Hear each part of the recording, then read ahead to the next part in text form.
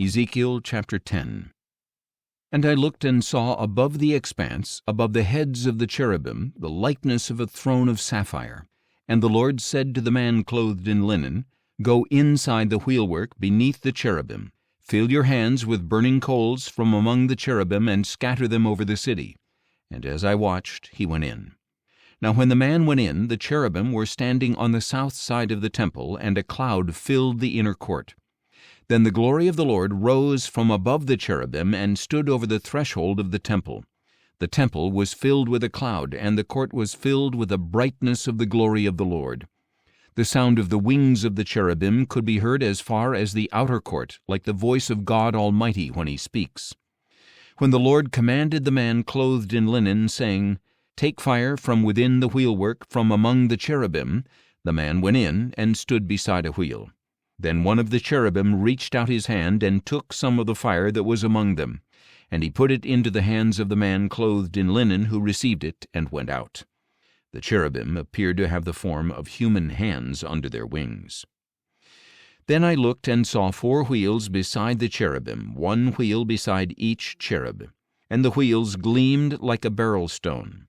As for their appearance, all 4 had the same form, like a wheel within a wheel. When they moved, they would go in any of the 4 directions, without turning as they moved.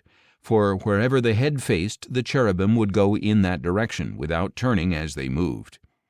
Their entire bodies, including their backs, hands, and wings, were full of eyes all around, as were their 4 wheels.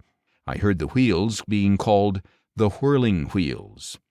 Each of the cherubim had 4 faces. The first face was that of a cherub, the second that of a man, the third that of a lion, and the fourth that of an eagle.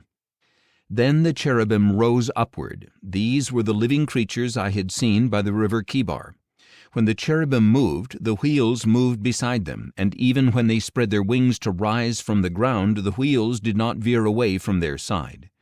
When the cherubim stood still, the wheels also stood still, and when they ascended, the wheels ascended with them, for the spirit of the living creatures was in the wheels. Then the glory of the Lord moved away from the threshold of the temple and stood above the cherubim. As I watched, the cherubim lifted their wings and rose up from the ground with the wheels beside them as they went. And they stopped at the entrance of the east gate of the house of the Lord, with the glory of the God of Israel above them. These were the living creatures I had seen beneath the God of Israel by the river Chebar, and I knew that they were cherubim. Each had 4 faces and 4 wings, with what looked like human hands under their wings. Their faces looked like the faces I had seen by the river Chebar. Each creature went straight ahead.